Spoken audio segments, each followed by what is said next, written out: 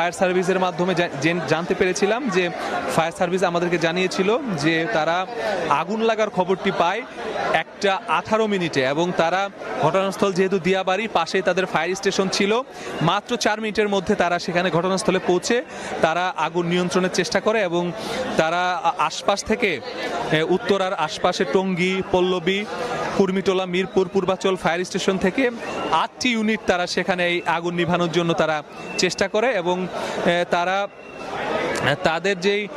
আগুন নির্বাপনের যে পদ্ধতি সেই পদ্ধতি তারা সর্বোচ্চ দ্রুততম সময়ে সেটি চেষ্টা করে যাতে আগুনটি নির্বাপন হয়। এর পরবর্তীতে তারা আস্তে আস্তে যারা ভেতরে আহত বা নিহত অবস্থায় ছিল তাদের মরদেহগুলো বের করে তারা বিভিন্ন হাসপাতালে এবং হেলিকপ্টারের মাধ্যমে সিএমএইচে নিয়ে যাওয়া হয়েছে। এর আগে আমাদেরকে ঘটনাস্থল থেকে জানানো হয়েছিল যে এই বিমানটি উড্ডয়নের পর হঠাৎ করেই